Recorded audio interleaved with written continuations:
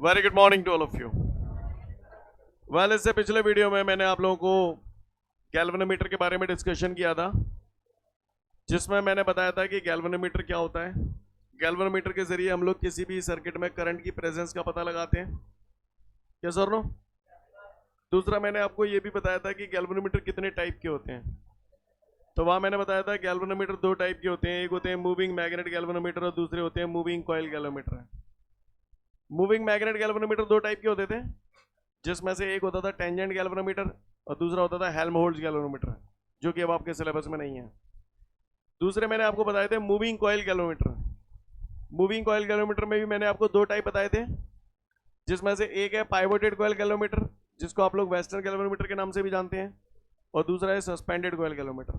Clear? तो आज हम लोग इन्हीं दो गैल्वेनोमीटर्स के बारे में चर्चाएं करेंगे। तैयार है हम सब लोग?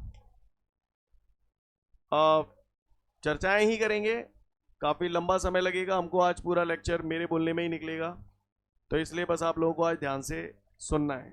ठीक है, करें शुरुआत। मूविंग कॉइल गैल्वेनोमीटर जब मैंने कल बताया था, थोड़ा सा इशारा किया था, तो मैंने उसमें बताया था मूविंग कॉइल गैल्वेनोमीटर में कि कॉइल मूव करती है और मैग्नेट स्टेशनरी पोजीशन में रहते हैं। ये सब मैंने डिस्कशन आपसे कर लिया था। क्लियर? इससे पहले कि मैं मूविंग कॉइल गैल्वेनोमीटर को आगे समझाऊं, आप लोगों से थोड़ा बहुत कुछ जानना चाहता हूं। ठीक है, पहले कुछ हम लोग जनरल बातें करेंगे, उसके बाद हम लोग गैल्वेनोमीटर पे आएंगे। जो दो टाइप बताए थे मूविंग कॉइल गैल्वेनोमीटर के, जिसमें से एक था सस्पेंडेड कॉइल गैल्वेनोमीटर और दूसरा है पाइवोटेड कॉइल गैल्वेनोमीटर। ये दोनों एक जैसे ही हैं, लगभग मुश्किल से 1-2% का डिफरेंस है, बाकी का ऑलमोस्ट सेम ही है। राइट? तो इनको समझने के लिए हमें कुछ पहले बेसिक चीजें समझना है। ठीक है, तो बेसिक चीजें समझने के लिए हम लोग तैयार हैं? बोले भैया। चलो, ये कपड़ा आप देख रहे हैं, इस कपड़े को जब हम निचोड़ते हैं तो ऐसे ही निचोड़ते हैं। निचोड़ने के लिए मुझे अपने एक हाथ को एक डायरेक्शन में और दूसरे हाथ को अपोजिट डायरेक्शन में घुमाना पड़ा। ऐसा करने से ये कपड़ा डिफ्लेक्ट हो गया। यस और नो? तो मैंने अपने हाथ से इस कपड़े पे क्या लगाया? टॉर्क लगाया, डिफ्लेक्टिंग टॉर्क। कौन सा टॉर्क? और डिफ्लेक्टिंग टॉर्क लगाने की वजह से ये कपड़ा ऐसे इठता चला गया। कपड़ा जब इठा तो कपड़े के अंदर जब ऐंठन आ गई, तो इस ऐंठन को हम लोग इंग्लिश में ट्विस्ट बोलते हैं। यानी हमारे डिफ्लेक्टिंग टॉर्क लगाने की वजह से कपड़े में एक दूसरा टॉर्क पैदा हो गया, that is the twisting torque. कौन सा टॉर्क? अब मैं ऐसे डिफ्लेक्टिंग टॉर्क लगाता चला जा रहा हूं अपने हाथ से, तो इसके अंदर ट्विस्टिंग टॉर्क लगता चला जा रहा है। अगर मैं इसे छोड़ दूंगा तो ट्विस्टिंग टॉर्क क्या कर रहा है? मेरे द्वारा लगाए गए डिफ्लेक्टिंग टॉर्क का अपोज कर रहा है। यस और नो? ये आप लोगों ने 11th क्लास में पढ़ा होगा, रोटेशनल मोशन में लॉज ऑफ मोशन आपको पढ़ाया होगा, न्यूटन के लॉज ऑफ मोशन। वहां पर थर्ड लॉ में बताया था कि एक बॉडी अगर दूसरी बॉडी पे टॉर्क लगाती है तो दूसरी बॉडी भी पहली बॉडी पे टॉर्क लगाती है। राइट? वही सीन यहाँ पर लग रहा है। तो मैं यहाँ पर जैसे डिफ्लेक्टिंग टॉर्क लगा रहा हूँ, तो इसके अंदर ट्विस्टिंग टॉर्क पैदा हो रहा है, और ट्विस्टिंग टॉर्क डिफ्लेक्टिंग टॉर्क का क्या करता है? अपोज करता है। अब मैंने क्या किया, यहाँ डिफ्लेक्टिंग टॉर्क लगाता चला जा रहा हूँ। अब ये तो खैर छोटा सा कपड़ा है, सपोज करो दो लोगों के बीच में मैंने एक मोटी सी बेडशीट दे दी और कपड़े में पानी में भिगो दी पूरे तरीके से, फिर मैंने आपको बोला कि भैया इसको निचोड़ो, तो आप अपने हाथों से डिफ्लेक्टिंग टॉर्क लगाएंगे, और ऐसा करने की वजह से उस कपड़े के अंदर, उस बेडशीट के अंदर कौन सा टॉर्क पैदा होगा? Twisting torque. आप अंटे लगाते चले जा रहे हो, एक स्टेज ऐसी आएगी कि अब आप उसे खूब घुमाने की कोशिश कर रहे हो पर वो घूम नहीं रहा है, तो ऐसी सिचुएशन को हम लोग बोलते हैं इक्विलिब्रियम पोजीशन। ऐसी सिचुएशन में क्या हुआ कि डिफ्लेक्टिंग टॉर्क आप अपने हाथों से लगा रहे थे, तो ट्विस्टिंग टॉर्क उसका क्या कर रहा था? अपोज कर रहा था। यानी डिफ्लेक्टिंग टॉर्क जितना आप लगा रहे हो, ट्विस्टिंग टॉर्क उतना ही आपका अपोज कर रहा है। इस पोजीशन को हम लोग बोलते हैं इक्विलिब्रियम पोजीशन। इक्विलिब्रियम पोजीशन में डिफ्लेक्टिंग टॉर्क काय के बराबर हो जाता है? ट्विस्टिंग टॉर्क के। इसी वजह से फिर आप जितना भी ताकत लगाओ वो घूमता नहीं है, वहीं की वहीं अपनी पोजीशन में रहता है। यस और नो? इस पोजीशन को हम लोग बोलते हैं इक्विलिब्रियम पोजीशन। इक्विलिब्रियम पोजीशन में डिफ्लेक्टिंग टॉर्क बराबर हो जाता है ट्विस्टिंग टॉर्क के। जो बोला समझ में आया?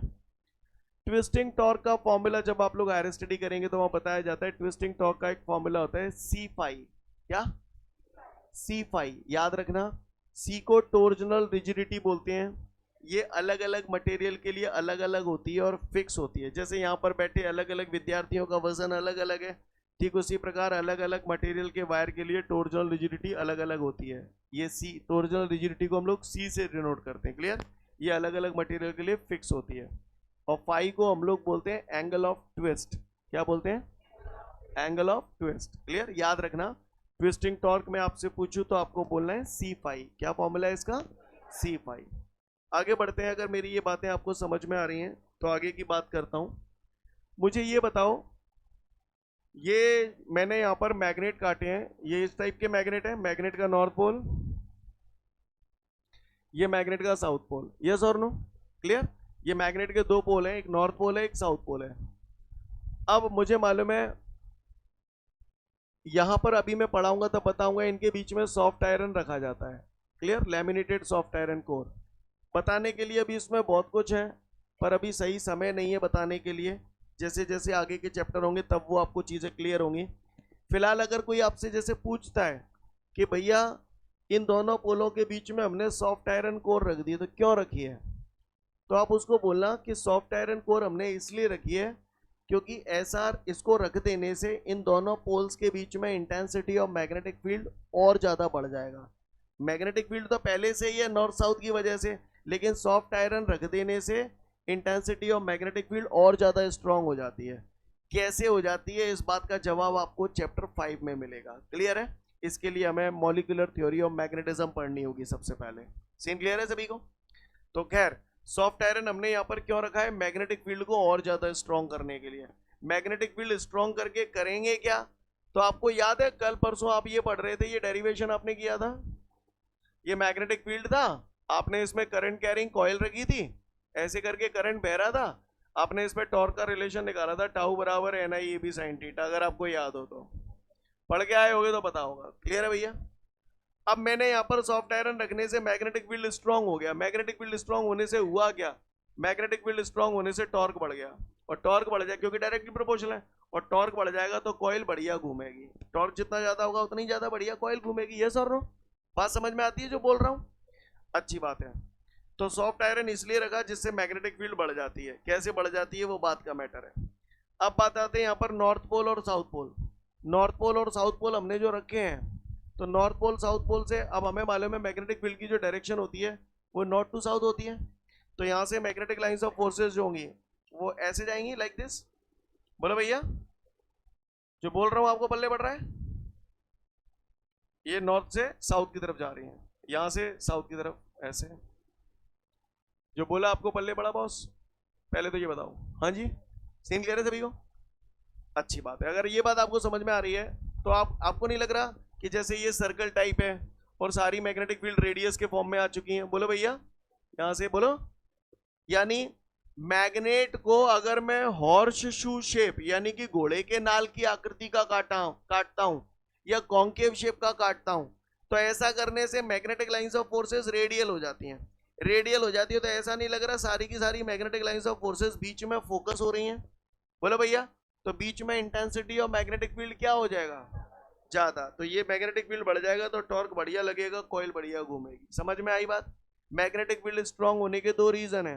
पहला तो ये मैग्नेट की वजह से ये फोकस्ड कर रहे हैं, और दूसरा सॉफ्ट आयरन और रख रखा है तो उसकी वजह से मैग्नेटिक फील्ड और बढ़ जाता है। जैसे 4 लोग ऊधम मचा रहे हैं, उनमें से मैंने एक बंदा और डाल दिया ऊधमी, तो क्या होगा?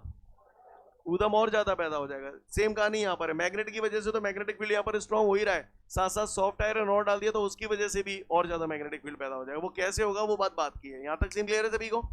मैग्नेट मैंने कॉन्केव शेप के या हॉर्चू शेप के क्यों काटे हैं ये बात समझ में आई? इससे magnetic lines of forces radial हो जाती है। रेडियल का मतलब समझ गए?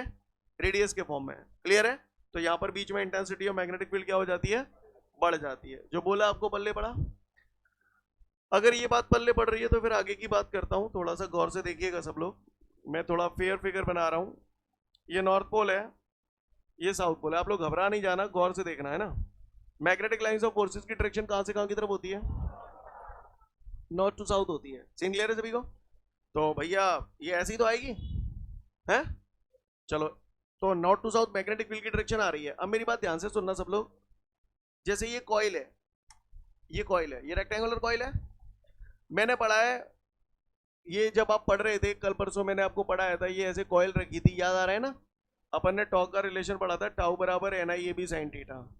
आप मुझे बता सकते हैं थीटा एंगल किस किस के बीच का था? मैग्नेटिक फील्ड और एरिया वेक्टर के बीच का था। अब आप बताओ इन दोनों पोल्स के बीच में जैसे ये कॉइल रखी हुई है ऐसे, क्लियर, ये कॉइल रखी हुई है ऐसे, अब कॉइल ऐसे रखी है तो बताओ मैग्नेटिक फील्ड ये रहा, इसका एरिया वेक्टर कैसे होगा? ऐसे होगा। बोलो भैया, सही बोल रहा हूँ? कितने डिग्री का एंगल हुआ? 90 डिग्री। अच्छा, ये भी तो मैग्नेटिक फील्ड है, बोलो भैया, नॉर्थ टू साउथ। अगर कॉइल ऐसे रखी होती तो भी 90, क्योंकि मैग्नेटिक फील्ड ऐसे हो गया, एरिया वेक्टर ऐसे हो गया। सीन क्लियर है? अच्छा, अगर मैग्नेटिक फील्ड ऐसे होता और कॉइल ऐसे रखी होती 90। अब मैं कॉइल को घुमा रहा हूं इस मैग्नेटिक फील्ड के अंदर। कॉइल जब ऐसे थी तो मैग्नेटिक फील्ड ये वाला काम कर रहा था और एरिया वेक्टर ये था, तो एंगल 90 डिग्री हो गया। फिर कॉइल घूम के ऐसे आ गई तो मैग्नेटिक फील्ड ये हो गया, एरिया वेक्टर ऐसे हो गया, तो भी 90 डिग्री। फिर घूम के यूं आई तो भी मैग्नेटिक फील्ड ऐसे हो गया, एरिया वेक्टर ऐसे हो गया, 90 डिग्री। यस और नो? जो बोल रहा हूं पल्ले पड़ रहा है? यानी रेडियल मैग्नेटिक फील्ड में आप कॉइल को कैसे भी घुमा लो, ये एंगल हमेशा 90 रहेगा, और थीटा 90 रहेगा तो साइन 90, तो टाउ की वैल्यू मैक्सिमम आ जाएगी, है ना? ये भी जो बोला समझ में आया? यानी कहने का तात्पर्य यह है कि रेडियल मैग्नेटिक फील्ड में कॉइल को आप चाहे जैसे घुमा लो, एंगल वुड भी 90 डिग्री। जो बोला पल्ले पड़ा? सीन समझ में आ रहा है? किसी को कोई दिक्कत? आगे बढ़ो। अच्छी बात है, ये भी बात आपको समझ में आ गई। ठीक है, लेवलिंग स्क्रू समझते हो? लेवलिंग स्क्रू, लेवलिंग यानी लेवल में लाना। घर में तुमने गोदरेज की अलमारी लाई है और गोदरेज की अलमारी को घर में आप रख रहे हो, गोदरेज की अलमारी को आप घर में रख रहे हो, रख दी आपने, फिर आप उसे हिला डुला के देखते हो, को पे गिर नहीं पड़ेगा, तुम अलमारी इधर उधर हिल रही है तो नीचे गिट्टी ककरा कार्डबोर्ड कुछ भी लगा के उसको बैलेंस करते हो। बैलेंस कर रहे हो यानी क्या कर रहे हो? उसकी लेवलिंग कर रहे हो। क्लियर है? अब आजकल जो महंगे इक्विपमेंट्स होते हैं, डिवाइसेस आते हैं, तो उनके नीचे लेवलिंग स्क्रूज लगे रहते हैं। उन स्क्रूज को आप कर्रा ढीला करके उसे लेवल में ला सकते हो। शुद्ध देसी में एग्जांपल दूं तो आज के जमाने में ट्राइपॉड, ट्राइपॉड में नीचे 3 टांगे लगी रहते हैं, बिन टांगन में नट बोल्ट लगे रहते, मैंने ऊपर नीचे कर लिया हिसाब से वो टिक जाते हैं प्रॉपर। नहीं है बात समझ? तो उसके थ्रू हम लोग क्या करते हैं, उसे लेवल में लाते हैं। लेवलिंग स्क्रूज का काम होता है किसी भी चीज को लेवल में लाना। जो महंगे महंगे डिवाइस होते हैं, जैसे ये कोई डिवाइस है, इसको मुझे ऐसी जगह पे लगाना है जहां उबड़ खाबड़ जगह है, तो मैं यहाँ इसके नीचे ऐसे स्क्रू लगा दूंगा जिन्हें कर्रा ढीला किया जा सकता है। तो कर्रा जैसे मान के चलो ये जगह है, तो यहाँ पर मैं इसे इतना ढीला कर दूंगा, यहाँ इतना कर दूंगा, यहाँ इतना कर दूंगा, तो ये लेवल में आ जाएगा कि नहीं, टिक जाएगा कि नहीं? आपको मेरी बात समझ में आ रही है? तो लेवलिंग स्क्रूज क्या होते हैं? किसी भी चीज को लेवल में लाने के लिए यूज किए जाते हैं। जो बोल रहा हूँ समझ में आ रहा है? हाँ जी है? को की एक टांग लंबी हो एक छोटी हो, लेवल में लावे के लिए क्या करते हैं? टांग जोड़ देते हैं वहां में, या दूसरी ये काट देंगे तभी लेवल में आवेगी। बोलो यस और नो? चूतिया मैट्रिक टाइप समझना चाहते हो तो वैसे समझ लो। क्लियर है? तो लेवल में लाने का मतलब समझ में आया? क्लियर है? अच्छी बात है, आगे बढ़ रहा हूं, आगे की बात करता हूं। एक और बात, ये बात अब लोग चैप्टर नंबर 6 में पढ़ेंगे वैसे इसके बारे में। जब भी कोई मेटेलिक प्लेट, क्या? जब भी कोई मेटेलिक प्लेट किसी चेंजेबल मैग्नेटिक फील्ड में मूव करती है, जब भी कोई मेटेलिक प्लेट किसी चेंजेबल मैग्नेटिक फील्ड में मूव करती है, तो उस प्लेट से लिंक्ड मैग्नेटिक फ्लक्स बार बार बदलता है, मैग्नेटिक फील्ड बार बार बदलती है। मैग्नेटिक फील्ड बार बार बदल जाने से उस प्लेट के अंदर एक करंट पैदा होता है। ऐसे करंट को हम लोग बोलते हैं एडी करंट। क्या बोलते हैं? और एडी करंट की ये क्वालिटी होती है कि वो हमेशा मोशन का अपोज करते हैं। क्या करते हैं? और अगर मोशन का अपोज करते हैं तो आप मुझे बताओ, कोई भी चीज जो मूव कर रही होगी और कोई चीज अगर मोशन का अपोज कर रही है तो वो उसे क्या करने की कोशिश करेगी? रोकने की कोशिश करेगी। मैं फिर बोल रहा हूं, ये कॉन्सेप्ट याद रखना, चैप्टर 6 में आएगा। जब भी कोई मेटेलिक प्लेट किसी मैग्नेटिक फील्ड में मूव करता है, तो मैं ज्यादा डिटेल में बात नहीं कर रहा हूं, बहुत शॉर्ट बोल रहा हूं, ऐसा ही याद रखना। क्यों होता है ये हम चैप्टर 6 में बात करेंगे। जब कोई मेटेलिक प्लेट किसी मैग्नेटिक फील्ड में मूव करती है, थोड़ा और डिटेल में जाऊं तो चेंजेबल मैग्नेटिक फील्ड में मूव करती है, तो उस मेटेलिक प्लेट के अंदर एक करंट पैदा हो जाता है। ऐसे करंट को एडी करंट कहते हैं। और एडी करंट हमेशा मोशन का अपोज करते हैं, और मोशन का अपोज करेंगे तो जाहिर सी बात है किसी भी चलती हुई चीज को रोक देंगे। जो बोल रहा हूं पल्ले पड़ रहा है? ठीक है, अच्छी बात है। अच्छा एक वर्ड और समझे यहाँ पर, पाइवोटेड। पाइवोटेड का मतलब समझते हो? पाइवोटेड करना, पिवोट करना। पिवोट करने का मतलब ये कील ठोक ठाक के फिक्स कर देना किसी चीज को। मान के चलो मुझे यहाँ पर कैलेंडर टांगना है, तो ये कैलेंडर है और यहाँ पर ये रिबन लगा हुआ है, यस और नो?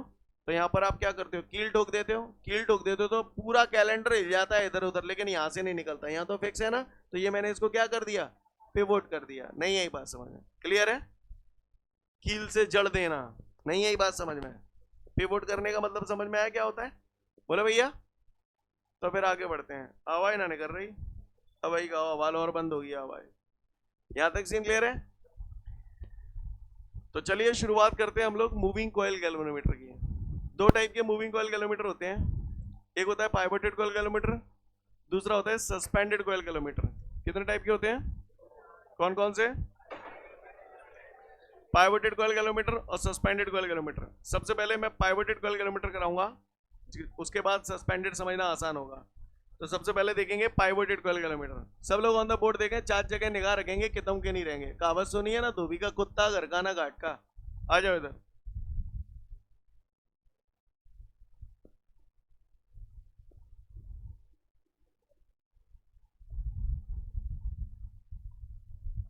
ये मैग्नेट का नॉर्थ पोल, ये मैग्नेट का साउथ पोल। मैग्नेट के दो पोल हॉर्सशू शेप के क्यों काटे हैं समझ में आता है? ऐसा करने से बीच में इंटेंसिटी और मैग्नेटिक फील्ड बढ़ जाएगी, स्ट्रॉन्ग मैग्नेटिक फील्ड पैदा हो जाएगा। क्लियर है?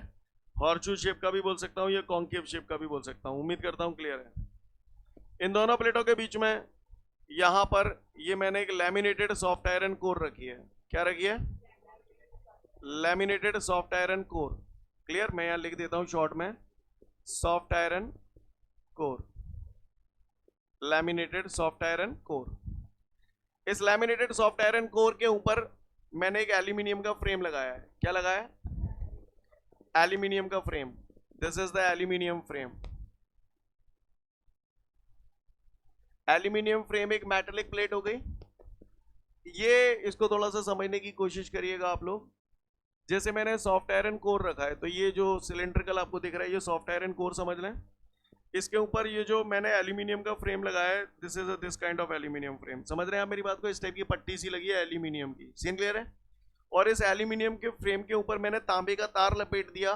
तांबे का तार ले लिया और तांबे के तार के, आपको याद है कल परसों मैंने क्वेश्चन पढ़ाया था ये वाला, याद है? टाउ बराबर N I A B sine theta.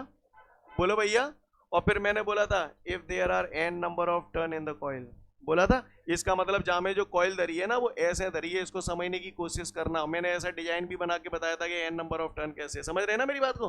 तो इसी टाइप से मैंने यहाँ पर क्या कर दिया, तांबे का तार लपेट दिया इस एल्यूमिनियम फ्रेम के ऊपर। जो बोल रहा हूँ आपको समझ में आ रहा है? अच्छी बात है। अगर ये बात आपको समझ में आ रही है तो आगे की बात पे आता हूं। तो यहाँ पर एल्यूमिनियम फ्रेम के ऊपर मैंने ये क्या कर दिया है, कॉपर का वायर वाइंड अप कर दिया है। सीन क्लियर है? This is the copper wire. कोई दिक्कत? ये मैंने इस पे कॉपर वायर लपेट दिया है और फाइनली यहाँ से ये एक स्प्रिंग जुड़ी हुई है और इस स्प्रिंग के साथ मैंने ये टर्मिनल जोड़ दिया T1। सेम प्रोसेस यहाँ पर है, यहाँ पर भी एक स्प्रिंग जुड़ी हुई है और ये मैंने जोड़ दिया टर्मिनल T2। यहाँ पर उठा के मैंने इस स्प्रिंग को पिवोट कर दिया। पिवोट कर दिया यानी जड़ दिया यहाँ पर, मतलब यहाँ से फिर अब ये चीज़ हिलेगी डुलेगी नहीं। सेम प्रोसेस मैंने यहाँ पर किया है, मैंने इसे पिवोट कर दिया। पिवोट करना मतलब समझ गए, हिलेगा डुलेगा नहीं यहाँ से। इस पूरे सिस्टम, अभी हमारे चारों तरफ मैग्नेटिक फील्ड है या नहीं है? बताओ, हमारे चारों तरफ मैग्नेटिक फील्ड है या नहीं है? हैं? होता है कमीनो, हमारे चारों तरफ मैग्नेटिक फील्ड हमेशा होता है। अगर नहीं होता तो बताओ, मैग्नेट को जब हवा में अधपल लटका देता तो काय को रुकता फिर वो नॉर्थ साउथ डायरेक्शन में? कहीं ना कहीं अर्थ का मैग्नेटिक फील्ड उसे अपनी तरफ खींचता है और उसे हमेशा एक पर्टिकुलर डायरेक्शन में रोकता है, नॉर्थ साउथ डायरेक्शन में। हमारे चारों तरफ मैग्नेटिक फील्ड है, राइट? इस डिवाइस पर अर्थ के मैग्नेटिक फील्ड का कोई इफेक्ट ना पड़े, इस वजह से हम इस पूरे डिवाइस को एक नॉन मैग्नेटिक मटेरियल के अंदर बंद कर देते हैं। सीन क्लियर है सभी को? नॉन मैग्नेटिक मटेरियल के बॉक्स के अंदर इस पूरे डिवाइस को बंद कर देते हैं। क्यों बंद कर देते हैं? जैसे एक्सटर्नल मैग्नेटिक फील्ड का इस पर कोई इफेक्ट ना पड़े। और इसके नीचे यहाँ पर मैंने ये लगा दिए हैं लेवलिंग स्क्रूज।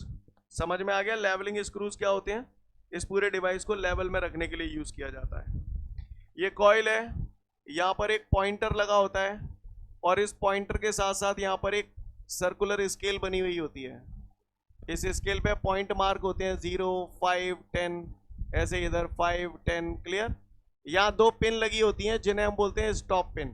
क्या बोलते हैं? स्टॉप पिन का जो काम है वो पॉइंटर को इधर और आगे जाने से रोकना और इधर नीचे गिरने से रोकना। ये जो पॉइंटर है वो इन दोनों इस स्केल पर यहीं स्लाइड करता है स्टॉप पिन्स के बीच में। जो बोल रहा हूँ क्लियर है? आगे बढ़ रहा हूँ।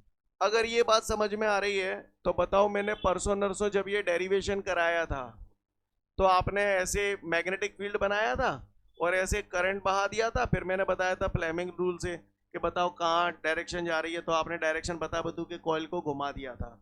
क्या आपने ये नहीं सोचा कि ये मैग्नेटिक फील्ड कहाँ से आया? ये सोचने वाली बात थी। करंट कहाँ से आया गोजा में कॉइल में? तो कहाँ से आया? वो कड़ी यहाँ से जुड़ी हुई है। इधर देखिए, मैग्नेटिक फील्ड पैदा करने के लिए जिम्मेदार हो गई ये मैग्नेटिक पोल्स। समझ गए? और ये जो कॉइल आपको दिख रही है ना, ये कुछ और नहीं है, यही कॉपर के वायर हैं। ये कॉइल हो गई। अब बात आती है करंट कहाँ से आ गया है। तो सुनो, ये आप देखो, ये सॉफ्ट आयरन कोर थी, इसके ऊपर ये मैंने क्या लपेटा है? ये क्या है? ये एल्यूमिनियम फ्रेम। एल्यूमिनियम फ्रेम के ऊपर तांबे के तार लपेटे हैं, बोलो भैया। और तांबे के तार लपेट के ये टर्मिनल T1, यहां से करंट आया। करंट यहां से आया, यहां से होता हुआ इसमें आया, यहां से होता हुआ कॉपर के वायरों में लपेटा गया। कॉपर के वायरों से टर्न घूमते हुए फाइनली यहां से आते हुए करंट निकल गया। अब ये करंट यानी ये वाला नजारा बन गया। अब जैसे ये हुआ तो फिर वही फ्लेमिंग लेफ्ट हैंड रूल आप लगाते हो और कॉइल को घुमाते हो, यानी कॉइल क्या करने लगी? घूमने लगी। नहीं आई मेरी बात समझ? तो समझ में आया? ये चित्र यही वाला यहीं से लिया गया है। Scene clear? फिर से बोल रहा हूं, करंट यहां से आया, कॉपर वायर में से पास होते हुए, इन टर्नों में से पास होते हुए फाइनली यहां से निकल गया। अब ये करंट क्या कर गया? इस रेक्टेंगुलर कॉइल को घुमा गया। अच्छा, यहाँ पर एक बात और नजारे वाली है, ध्यान से सुनना। ये मैग्नेट आपको दिखाई जरूर ऐसे दे रहे हैं, मैंने पूरे टाइम ऐसे ही समझाया, लेकिन रियल मायने में ये मैग्नेट ऐसे रखे ही नहीं है। रियल मायने में ये मैग्नेट कैसे रखे हुए हैं ये मैं आपको बता दूं। ये मैग्नेट जो है, जैसे कॉइल तो ऐसे ही है, जैसे कॉइल है वैसे रखी हुई है। मैग्नेट को आप ऐसे समझें, बोर्ड पे ऐसे बने हुए हैं, लेकिन आप ऐसे समझें। सीन क्लियर है? अब आप बताओ, ये नॉर्थ पोल है, ये साउथ पोल है, ठीक है। अब मान के चलो, ये बीच वाले पॉइंट की बात कर रहा हूं यहाँ पर, तो मैग्नेटिक फील्ड की डायरेक्शन कैसे होगी? नॉर्थ टू साउथ ऐसे होगी, और कॉइल इसी पोजीशन में रखिए। एंगल कितना होगा? 90 डिग्री। समझ गए? कॉइल मान के चलो इंक्लाइंड पोजीशन में ऐसे रखिए और मैग्नेट के पोल्स ऐसे हैं। अब बताओ, समझ में आ रहा है ना 90 क्यों हो रहा है? किसी रेडियल मैग्नेटिक फील्ड है तो किसी भी सिचुएशन में घुमा लो 90 डिग्री रहेगा। अच्छी बात है। तो फिर से बोल रहा हूं, यहां से करंट आया, कॉइल को घुमा गया। अब मेरी बात ध्यान से सुनना सब लोग। कॉइल को घुमा गया तो बताओ कॉइल पे कौन सा टॉर्क लगा? आ गया औकात में? कॉइल क्यों घूम रही है? क्योंकि उस पर टॉर्क लग रहा है। कौन सा टॉर्क? Deflecting torque. तो कॉइल घूम रही है तो उस पर डिफ्लेक्टिंग टॉर्क लग रहा है। कितना लग रहा है डिफ्लेक्टिंग टॉर्क? हैं जी? NIAB sin थीटा, यही तो होता है डिफ्लेक्टिंग टॉर्क। यस और नो? अच्छी बात है। अगर ये बात समझ में आ रही है तो अगली बात पे आता हूं। मैं वापस बोल रहा हूं, करंट यहां से आया, पास होता हुआ चला गया, कॉइल को घुमा गया। कॉइल घुमा गया यानी कॉइल पे टॉर्क लग रहा है। कौन सा टॉर्क लग रहा है? Deflecting torque. और डिफ्लेक्टिंग टॉर्क का फॉर्मूला क्या है? NIAB sin theta. तो ये मैंने यहां लिखा डिफ्लेक्टिंग टॉर्क। डिफ्लेक्टिंग टॉर्क हमारा कितना लग रहा है? NIAB sin theta. तो NIAB sin थीटा लिखूं? क्यों नहीं लिखूं? क्योंकि रेडियल मैग्नेटिक फील्ड है, थीटा 90 हो गया तो साइन 91 हो गया। अब मेरी बात ध्यान से सुनना, ये कॉइल घूमेगी तो कॉइल घूमेगी तो ये पॉइंटर भी घूमेगा। कॉइल घूमने के साथ साथ यहां पर ट्विस्ट पैदा होंगे। जब ये घूमेगी तो इसके अंदर एटन पैदा होंगे। एटन पैदा होंगे तो कौन सा टॉर्क पैदा होगा? Twisting torque. अब यहां पर कॉइल घूमती जा रही है तो डिफ्लेक्टिंग टॉर्क, और उसकी वजह से अपोजिट डायरेक्शन में ट्विस्टिंग, क्योंकि ट्विस्टिंग टॉर्क जो होगा वो डिफ्लेक्टिंग टॉर्क का क्या करेगा? अब कॉइल घूमती जाएगी, इसके अंदर ट्विस्ट पैदा होते जाएंगे। एक स्टेज ऐसी आएगी जब कॉइल का और घूमना बंद हो जाएगा, क्योंकि कॉइल के घूमने से जो ट्विस्टिंग टॉर्क पैदा हो रहा है वो डिफ्लेक्टिंग टॉर्क का अपोज कर रहा है। तो जब एक इक्विलिब्रियम पोजीशन आएगी तो ऐसी सिचुएशन में क्या हो जाएगा? डिफ्लेक्टिंग टॉर्क काय के बराबर हो जाएगा? ट्विस्टिंग टॉर्क के। कौन सी पोजीशन में? इक्विलिब्रियम पोजीशन में। तो मैं ऐसे लिखूं, in equilibrium position, in equilibrium position deflecting torque is equal to twisting torque. जो बोल रहा हूं पल्ले पड़ रहा है? डिफ्लेक्टिंग टॉर्क का फॉर्मूला होता है NIAB sin थीटा। तो NIAB sin थीटा मैंने क्यों नहीं लिखा, ये बात आपको पल्ले पड़ रही है? ट्विस्टिंग टॉर्क का फॉर्मूला बताऊं, C5। हम लोग मूविंग कॉइल गैल्वेनोमीटर पढ़ रहे हैं। गैल्वेनोमीटर से क्या मेजर किया जाता है? करंट। तो करंट की वैल्यू निकाल लो यहां से। तो I बराबर क्या हो जाएगा? C5 upon NAB। बोलो भैया, सही जा रहा हूं मैं? अब आप गौर से देखिएगा, I इज इक्वल टू, यहां पर K कांस्टेंट है, K is equal to C upon NAB। तो C अपॉन NAB की जगह K रख दूं? बोलो भैया, K यहां पर एक कांस्टेंट है जिसे हम लोग गैल्वेनोमीटर कांस्टेंट बोलते हैं, या फिर इसे फिगर ऑफ मेरिट भी बोला जाता है। क्या बोला जाता है? अब K को मैंने कांस्टेंट क्यों लिया है, गौर से सुनिएगा। C क्या है? Torsional rigidity. ये हर वायर की, हर मटेरियल की अपनी फिक्स होती है, तो अपने आप में एक कांस्टेंट टर्म है। मूविंग कॉइल गैल्वेनोमीटर बनाया है तो कॉइल के अंदर नंबर ऑफ टर्न भी फिक्स है, एरिया ऑफ द कॉइल भी फिक्स है, और मैग्नेटिक फील्ड भी फिक्स है। तो जब ये सारी चीजें फिक्स है तो इसको बराबर एक कांस्टेंट के मैनेज किया जा सकता है। तो इसको हम लोग बोलते हैं गैल्वेनोमीटर कांस्टेंट या फिर फिगर ऑफ मेरिट। क्लियर है? तो C अपॉन NAB की जगह उठा के मैंने K रख दिया। K कांस्टेंट है, हमें ये मालूम है जब भी प्रोपोर्शनल हटाते हैं तो कांस्टेंट आता है, कांस्टेंट हटाएंगे तो I is directly proportional to 5। Clear है? बात समझ में आ रही है? ये फॉर्मूला अच्छे से याद होना चाहिए, ये वाला फॉर्मूला भी हमें अच्छे से याद होना चाहिए। क्लियर है? सुनते जाओ, अभी खत्म नहीं हुआ। अगर उसने फाई यहां पर क्या है, फाई को समझने की कोशिश करें। फाई है क्या यहां पर? जब यहां से करंट पास होके ऐसे गया तो ये कॉइल को घुमा गया, कॉइल को घुमा गया तो जाहिर सी बात है पॉइंटर यहां पर इस सर्कुलर स्केल पे घूमना चालू कर देगा, अपने पाथ से डेविएट हो जाएगा।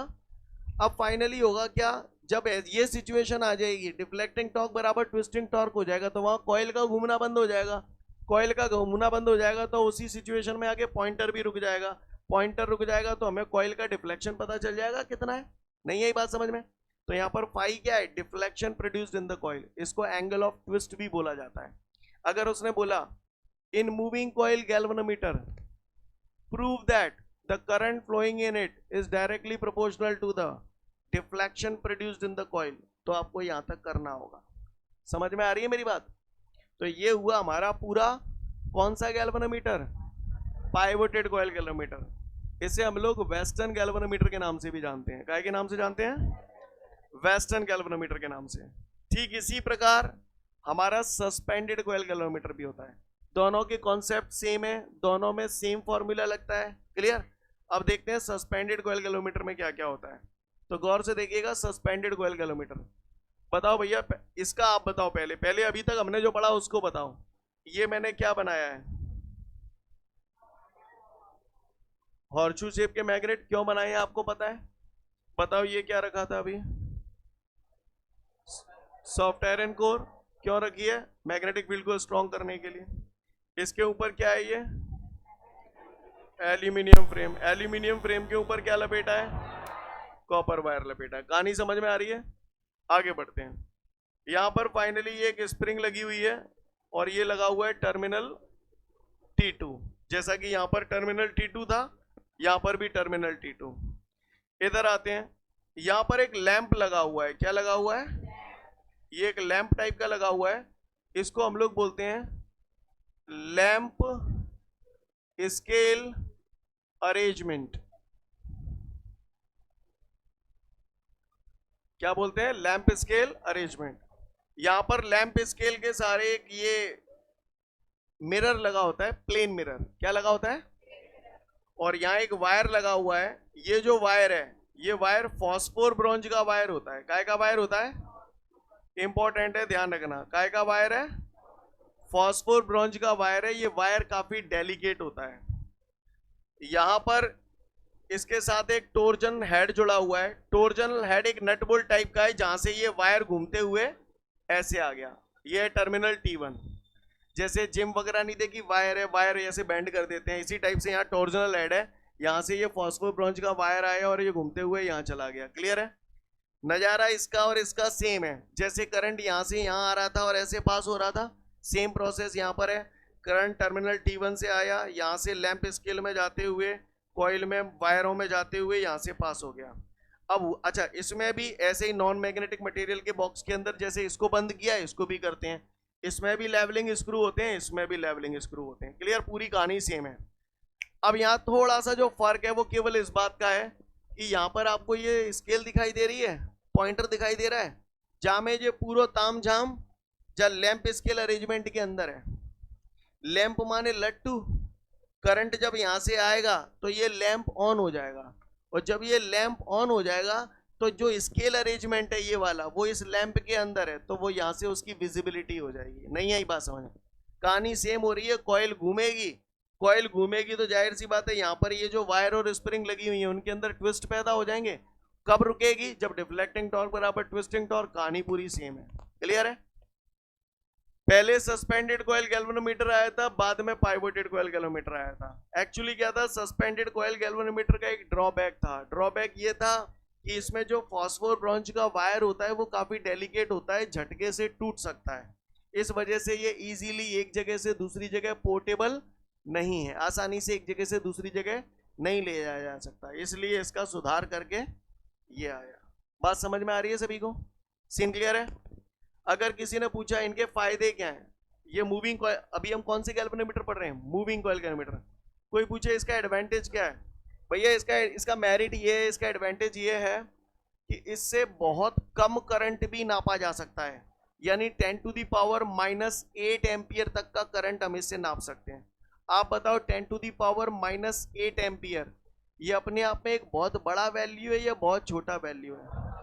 बहुत छोटा। मतलब ऐसा करंट जिसे आप भी छुओगे तो आप भी कहोगे अरे जहां में तो कोई करंट बह ही ना रहा हो, तो वहां पर भी अगर कोई करंट बह रहा होगा ना तो ये डिवाइस पता लगा लेगा, यानी कम से कम करंट को भी ये जज करके बता सकता है, यानी इसकी सेंसिटिविटी बहुत ज्यादा होती है। समझ पा रहे हैं आप मेरी बात को? सीन क्लियर है? कोई दिक्कत? तो किसी ने पूछा इसका एडवांटेज क्या है, तो समझ में आया सेंसिटिविटी बहुत ज्यादा होती है, 10⁻⁻8 एम्पियर तक के करंट को ये बता सकता है। एक और फायदा है, इस पर एक्सटर्नल मैग्नेटिक फील्ड का कोई इफेक्ट नहीं पड़ता है, क्योंकि मैंने इसे नॉन मैग्नेटिक मटेरियल के बॉक्स के अंदर बंद कर रखा है। कहानी समझ में आ रही है? इसका डीमेरिट क्या है? फॉस्फोर ब्रॉन्ज का वायर बहुत डेलिकेट होता है, झटके से टूट सकता है, ये इसका डीमेरिट है। जो बोल रहा हूं पल्ले पड़ रहा है, बाकी का दोनों के डेरिवेशन ऑफ फॉर्मूला सेम है। आप एक बात बताओ, एग्जाम में क्वेश्चन आ गया, आप बताना क्वेश्चन में बोल रहा हूं, आप क्या करोगे? In moving coil galvanometer, prove that the current is directly proportional to the deflection produced in the coil. ये करोगे? फिगर भी पूछ रहा है। अब उसने मूविंग कॉइल बोला है, तो मूविंग कॉइल तो जे भी है, मूविंग कॉइल जे भी है, तो इसका मतलब उसने इनडायरेक्टली आपको चॉइस दे दी, चाहे जे वाला कर दो चाहे जे वाला कर दो, दोनों के लिए डेरिवेशन एक ही है, सेम डेरिवेशन काम करेगा। समझ में आ रही है बात? बार टाइम पे जे मत पूछियो जहां में तो लिखी ना ने पाइवोटेड करना है कि सस्पेंडेड करना है। समझ रहे हैं? नाम लेके बोलेगा पाइवोटेड तो पाइवोटेड करना है, नाम लेके बोलेगा सस्पेंडेड तो सस्पेंडेड करना है, लेकिन अगर उसने मूविंग कॉइल बोला तो फिर दोनों में से कोई एक करना है। भाषा समझ में आ रही है सभी को? एक और बात, मैं कल जब पढ़ा रहा था तो मैंने बोला था मूविंग कॉइल गैल्वेनोमीटर वो गैल्वेनोमीटर होते हैं जिसमें कॉइल मूव करती है और मैग्नेट स्टेशनरी पोजीशन में रहती है। आपको ऐसा महसूस हो रहा है? यहाँ कैसे महसूस हुआ? ये कॉइल थी, ये मूव कर रही है, लेकिन मैग्नेट जो है वो वहीं के वहीं है। सीन क्लियर है? अच्छी बात है, दोनों पढ़ लो, 5-7 मिनट का समय दिया, ठीक है ना? ठीक है, इसको अच्छे से पढ़ के आइएगा, अगले वीडियो में फिर मिलेंगे। जय हिंद।